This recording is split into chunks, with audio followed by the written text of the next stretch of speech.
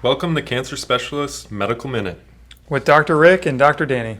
That's Dr. Rick. And that's Dr. Danny, and we're excited to be back for another episode. And I'm already dreading that look on your face, Dr. Danny. Tells me you got a joke. We've got another dad joke. I don't know why you're resisting this so much, Dr. Rick. I think the last one, how many hits did we have after that last joke? A million. About a million? We're on the top of the charts. Yeah, just from the joke. I think you're like looking at the chart upside down. It's actually plunging way down, our ratings when you tell jokes. But go ahead. No, I really want to hear this one. All right. My parents love the joke, and they are our only reviewer. Shout out to your parents, actually. The OGs, as we call them. The OG listeners. Yes. All right. Did you know that the first French fries weren't actually cooked in France? I didn't know that. They were cooked in Greece. Oh, yikes. Well, June is Cancer Survivors Month, and as oncologists, survivorship is, of course, the ultimate goal. We could talk to a bunch of patients and go through our experiences with those patients about survivorship, but I think we got something a little bit better planned. Isn't that right? Oh, that's right, Dr. Rick. We have someone special here today, Dr. Siegel, and after practicing oncology for over 30 years, he chose to be treated by those physicians who he trusts the most, his colleagues here at Cancer Specialists, and he's here to tell you a little bit about himself. So I'll just give a quick one-liner. Dr. Siegel joined Cancer Specialists of North Florida back in 1988. He's board certified in medical oncology and internal medicine, and he was kind enough to drive out here from our Clay office to, we'll call it the Medical Minute home base. We'll work on titles with that. The pod loft. The pod loft, I like that. Yes. But Dr. Siegel, thank you so much for being here, and please feel free to add on to that introduction and tell us your story. Well, thank you very much. It's a pleasure to be here. It's a pleasure to tell my story. I was diagnosed 8 years ago with a stage 4 lymphoma. I actually diagnosed myself.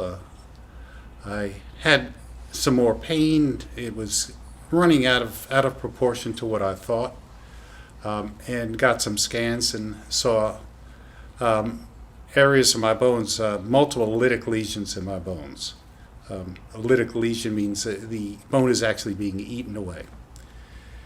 And it took two biopsies, but finally they got a diagnosis of follicular lymphoma stage 4. Now, being a medical oncologist, follicular lymphoma means to me that it is not one of the very aggressive lymphomas. And so to some extent, I was happy that I had a diagnosis and knew that I had therapy that would be effective. I chose one of my partners to be my physician. I trust him. I trusted his expertise. I trusted his humanity is the word I'm looking for. And I was very, very pleased with doing so. Who is your physician, if you don't mind me asking? Dr. Baddernath. I like the fact that I was treated locally. I didn't have to go anywhere. I didn't have to get in my car and make a special treatments. And to tell you the truth, I would see patients in the morning, get my treatments in the afternoon, and start the same thing over the next day. So I think when people get that diagnosis of cancer, it can be really a life changer for certain people. And you have to realize that with our therapies that we have now, we're breaking the glass ceiling. We have such better therapies that are so much more effective and less toxic. And, when I was growing up, nobody talked about cancer. It was something that was hidden. It was put on the back shelf. You whispered about it. The kids never knew that, that somebody had cancer. And now, we talk about it. We're a lot more open. And we have better therapies.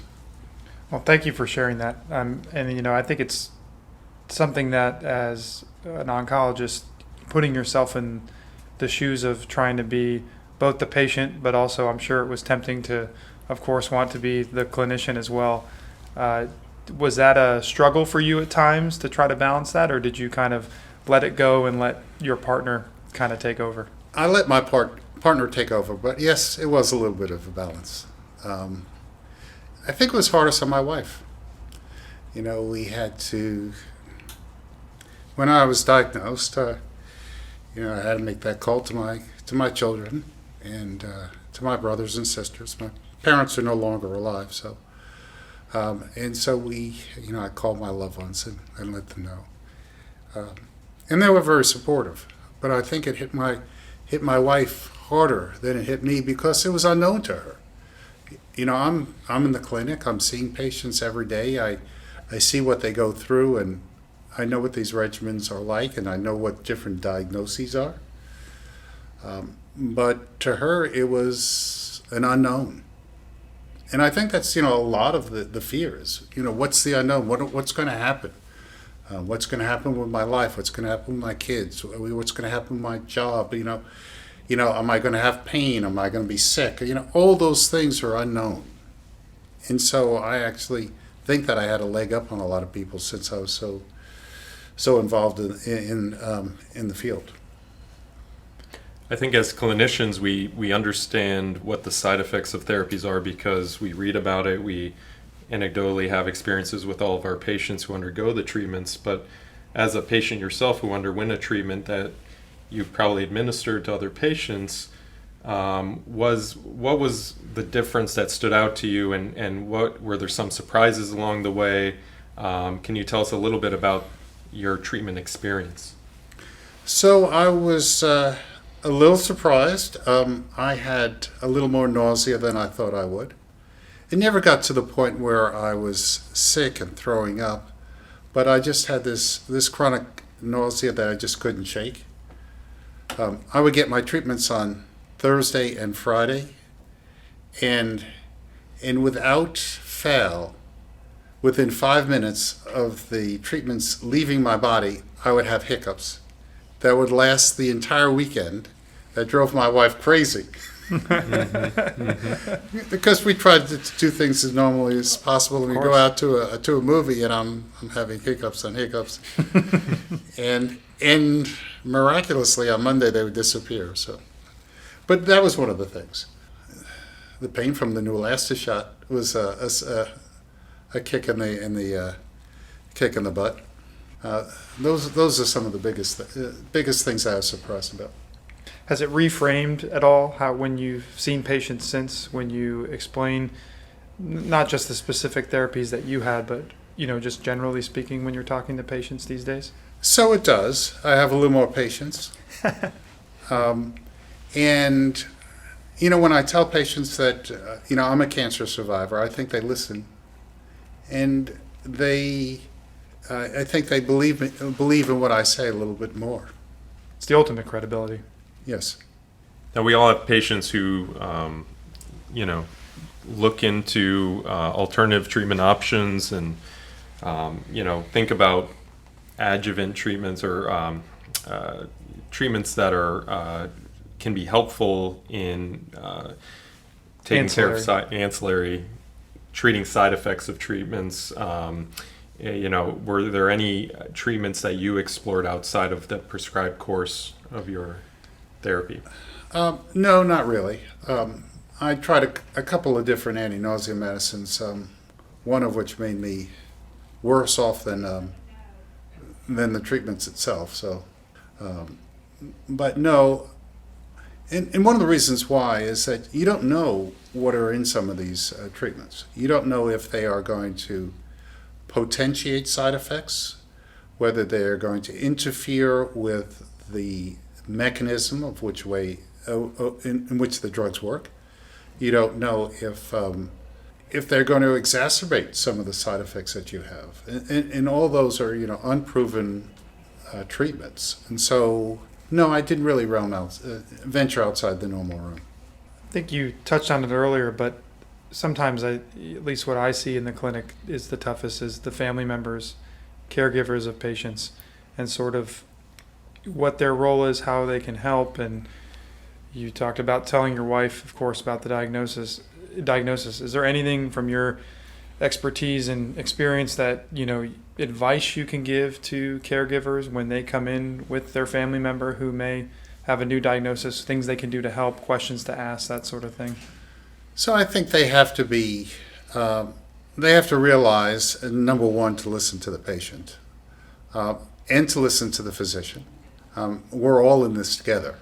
It's not like we are above anybody else. I think if we join in the fight together, I think we're much, much more effective. Did you have any interest in exploring, for example, a clinical trial? Some patients, choose to go to a tertiary center and explore clinical trials. I think, for different types of lymphomas, there are good trials out there. Was that something you looked into before you started treatment? So I did. Before I started therapy, I went to the University of Florida. I actually know the head of the research department. He was one of the attendings when I was a fellow there. And so I went there and we discussed my case and different clinical trials. But they didn't have anything more to offer that I can get at home. And I think that's, having a conversation with your provider and candidly talking about if you are exploring a clinical trial to say, is this something that is worthwhile pursuing? And, are they exploring a new therapy on top of the standard of care therapy? Is this, phase 1 or phase 2 trial, which, may not, again, be the right answer for certain types of cancer? So I think having a conversation with your provider about that's crucial. Yeah, I think framing the discussion is very important when you speak to patients. So, Mhm.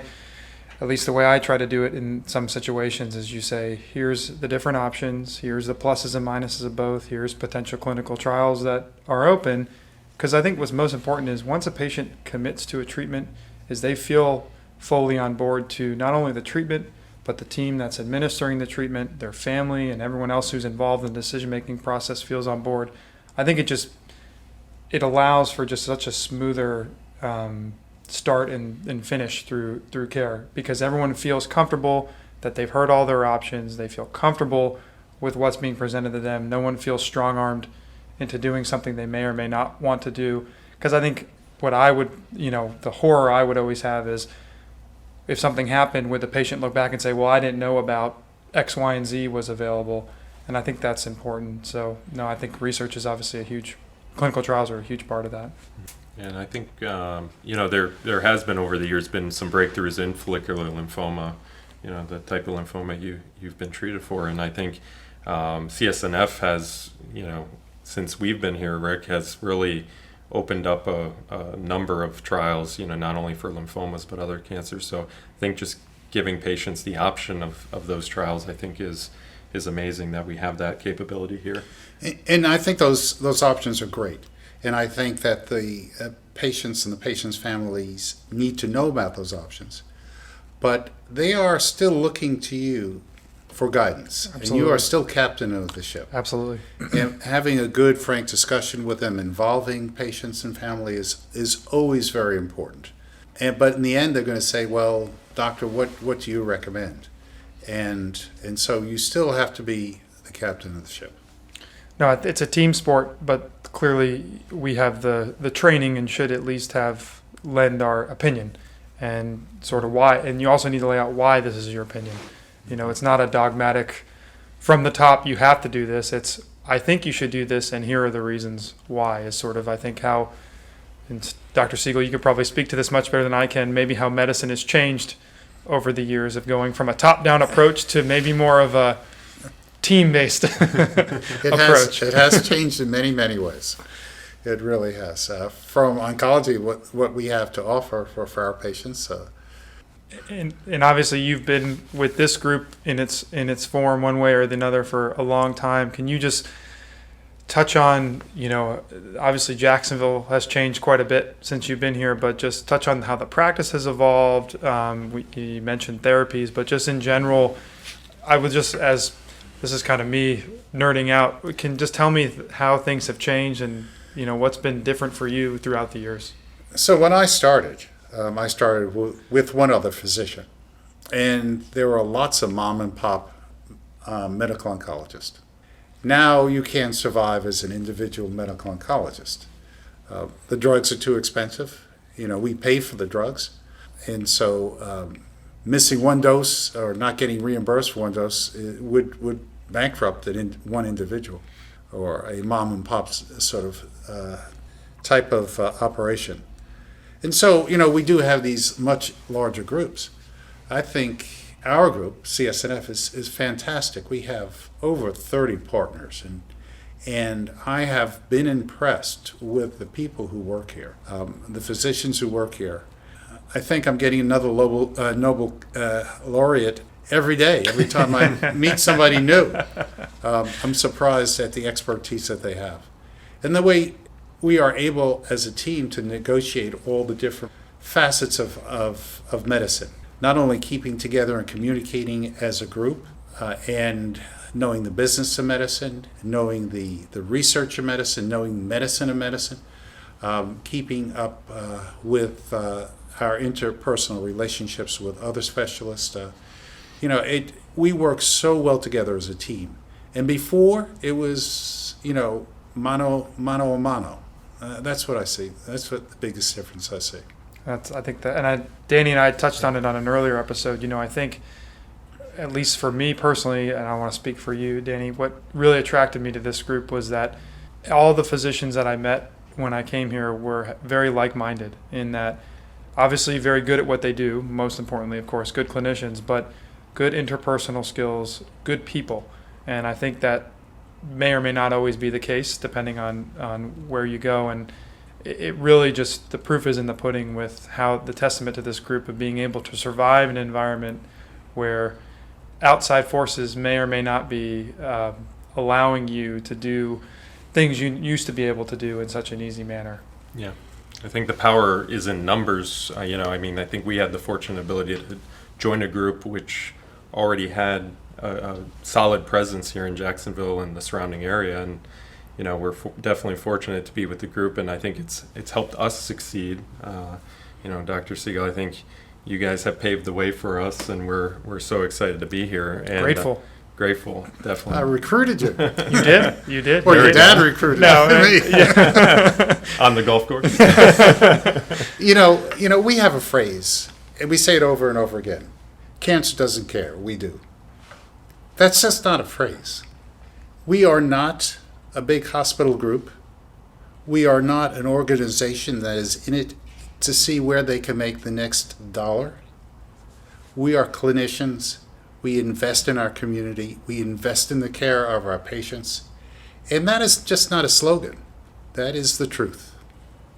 And just in my limited time since being here, I see it day to day. I think there are so many people that get turned away from, other options and end up talking to us in certain situations. And I know we do bend over backwards and make it work, because at the end of the day, it's about the patients. Yeah. If you're not providing good care, nothing else matters. And so I think that it's been an amazing experience being here so far to see that in real life. I think the collaboration is bar none, because I remember even in fellowship, which isn't that far, back, we're talking all those moons ago, 5 years ago. But to say that, we had tumor boards and we had discussions, and radiation oncologist, interventional team, talk about patient cases, but the collaboration we have with you, Rick, and the radiation team and our imaging and our outside providers too. I just think it's amazing. It's much different than what I had in fellowship. I think there was more of a divide between the radiation oncologist and the medical oncologist. Everyone kind of had their role, and I feel like we're talking about patients, whether we can collaborate or not. We're talking about patients together and finding what the right treatments are for them together. So our paths have crossed.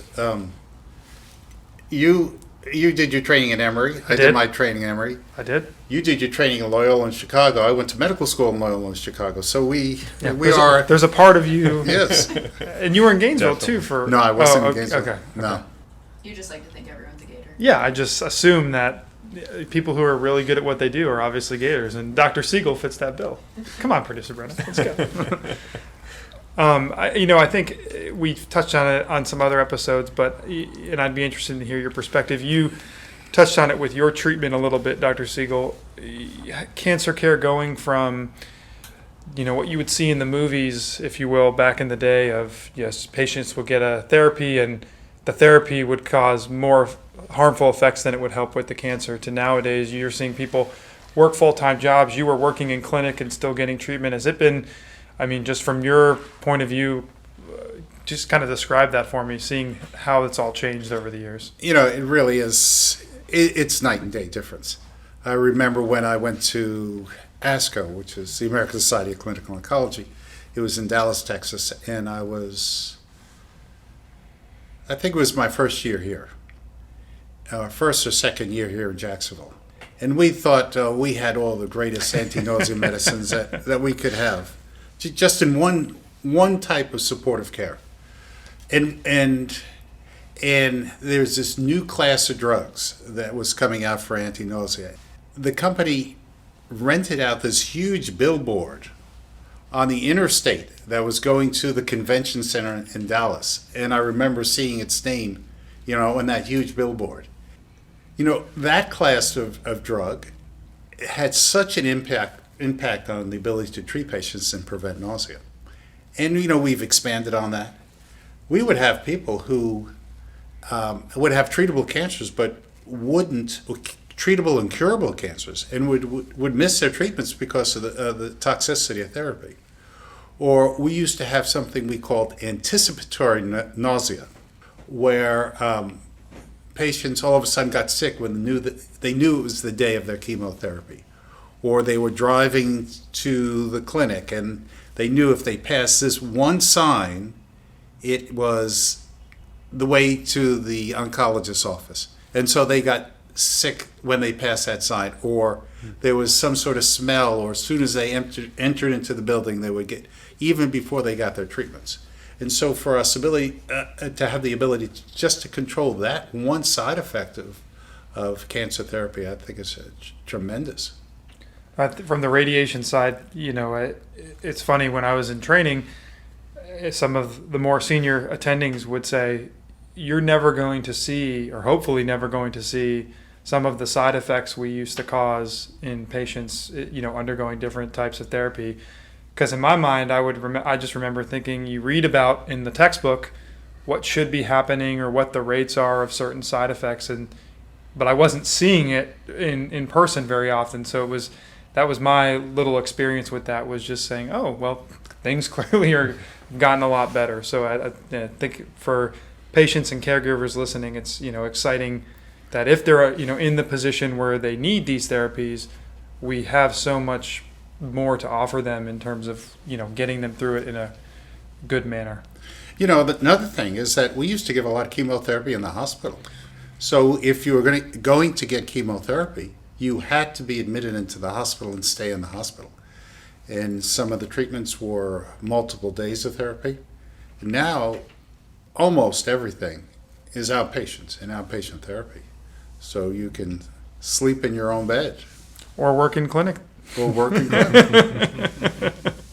I've been trying to find Dr. Siegel's original headshot from the 90s, and I don't know where it is on my I think computer. I think we should go for his college headshot and find that. I think that would be more entertaining. I'll have to find it. We do have pictures of my high school graduation. Oh, Picture. You gotta send it. They're in my office. Oh, they are? perfect. And I think the best picture is when my brother graduated medical school.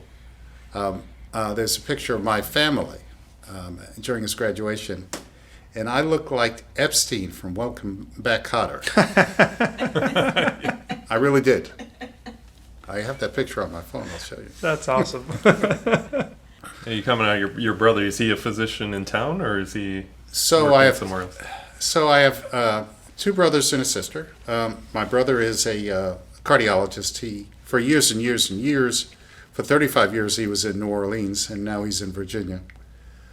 My sister is a PhD psychologist at West Point, and my brother is what we consider a Jewish boy who can't stand the sight of blood, and that's a lawyer. Scott, he law, lives in law New or Orleans. medicine. Law or medicine. It's the only choice. So he lives in New Orleans also. That's great. Oh, great. And so this is not just a medical podcast, it's kind of a sports podcast a little bit. And It is. we touched on it a little bit before, Mm-hmm. but you're an avid golfer and you have golfed in our tournament every year. Have you ever won the tournament? Because Yeah, hold on, and let me just interrupt real quick.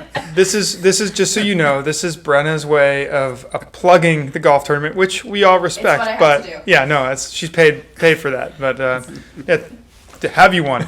No, I have never won the golf they tournament. haven't either. And they're No. upset So about it. I personally have commented on some sandbagging that may be going yes. on. Yes, there is. We even tried to bring in more talent last year, and it Right. still didn't work. We tried to cheat, and it still wasn't enough. For the first time, I guess we didn't have the tournament last year. Oh, we did, We but did last year. but I wasn't. You weren't able to go. Yeah, I think you were out of town, maybe. But yeah, we did. There was some reason, yeah. So, but the year before is the first time I actually got a prize because I hit closest to the hole. That's Yeah. right. That's right. No, it's a shameless plug for the golf tournament. No, I mean, benefits our Patient Assistance Foundation, which we use to patients undergoing treatment or even those who have completed treatment, helping them, making sure that their some of the day-to-day things that they need assistance with, we help them get through and allow them to spend more time with their families and not have to stress about some of the little things sometimes we take for granted when we're not in that position. So I think it's obviously a great thing. And anyone who's listening, who's interested, Brenna will maybe put a link to Sure. some sign up. I And just redid the website. yeah, exactly. So we can get more people involved, hopefully, with that. But not unless you're cheaters, then please, persona Maybe non one of you grata. guys will win. Maybe someone else. Oh, it's they not will win. about winning. It's about raising money for Yes. the foundation Yeah. and for enjoying the fresh air. I don't know about these. Yeah, what he said, I think. You golfing this weekend? I hope so. So I think Marsh Landing, they're going to close down. That's what my dad was telling me. That they're finally gonna Really? clean it up, right? Yeah, I think Chet told me they're aiming at like October of 2022. To reopen. No, Oh, to close. to close. Got it. To close. Because I know there was some talk of trying to get you guys, privileges elsewhere. Hopefully. I'm sure they will, but for me, I roll out of bed and I go play golf. Yeah. If I You're living the dream. If you have to drive somewhere, it may not be in the table. living the dream. He said he had an hour and a half of work left. That's true. But rolling out of bed to play golf, in my mind, that's a dream. I did dream about that as a kid, actually. So you're right. The PGA Championships this weekend. So It's going on right now. Yeah, I was listening so- to a little bit on the car. these are the weekends where I really start to get real jealous of them. Yeah. My God, So you know who's leading the PGA? No. I didn't see who it was right now. Phil Mickelson. Is he? Wow. Really? Wow. He's 5 under. He's finished, and everybody else is still going on playing, and the wind is howling, and the scores are going up and up and Oh, up yeah. and up. Kiwa Yeah. just gets harder throughout the day because the wind just picks up. Yeah, Have you played there, Rick? I have not. That's Have you played it? No, it's a place I think I'd like to play. Yeah. It looks fun. all right. We got another road trip idea. Let's do it. Looks like a score of 110 would be. Why didn't we do this probably- podcast in Kiwa? Yeah. Sorry, I'll work on it. That and the TikTok will make it happen. Exactly. And the Monaco trip we And talked the about. Monaco trip. Monaco. And Ooh. Asheville. He's getting into F1 racing, Yeah. so we said Oh. we There's gotta a take it. documentary series about it. Then now my wife and we watched it and then we're into it now. I like it. I went with my wife and my kids, not this Christmas, but the Christmas before. We went to Lisbon and Madrid, and it was fantastic. Wow. Fantastic. Heard great things. You want to do my notes? Yeah. Oh, yeah. Well. Should we do the outro? Yeah, let's do the outro. Outro. All right, let's do it. And then Does that mean another joke? I have one more. Did you Please, just request a please do not give this man any ideas about a joke. joke? Tell it, and I'll find another one for you for the next one. Rick, there are people requesting jokes. Dr. Siegel Listen, you requesting my jokes. you and your family Do not resist it. do not count as people who request. My, I know. my family's requesting it. My phone is blowing up, and it says, "We want more jokes." We've had, how many CSNF employees have come in asking for the jokes today? So many. My phone hasn't stopped But ringing. you paid them to say that. Well, no, well, It's, no. coincidentally, it's all Beaches employees. Yeah, but interesting. Yeah, funny how that works. I think you should tell your other joke. I'll find Okay. another one for I'll- you for the next. Okay, let's tell another joke, Rick. Sure, why not? Let me flip my papers here. Clearly, my Actually, you're gonna like this my one. You're gonna protesting like is this going one. nowhere, so I'll just learn to love You'll it. come around. I'll learn to live it. And you might actually get this joke before I even say the punchline. Are you saying I don't get most of your jokes? Well, you know, That seems. That's what he said. I'm hurt over here. give I'm me hurt. funny faces every time I tell the jokes. I don't know. What's an astronaut's favorite part of a computer? You got me. The space bar. Come on, Rick. Oh my goodness. All right. So, thank you so much, guys, for joining us today on another episode of Medical Minute. And as always, if you have any suggestions on things we should talk about, jokes we shouldn't tell, questions you'd like answered, or if you just want to say hi, you can email us at medicalminute@csnf.us. And make sure you follow us on social media. Search Cancer Specialists of North Florida on Facebook and _ CSNF on Twitter and Instagram, and soon to be TikTok. That's what I've heard. Yep. I'm hoping. But as always, thank you so much for giving us a few minutes of your time. And double special thanks to Dr. Siegel for sharing his story. And hopefully it provides some wisdom and insight for those listening as to things to think about when you come into clinic. Thank you, Dr. Siegel. Oh, it was my pleasure. And remember, when it comes to your health, stay informed. Ask questions And tune in next time.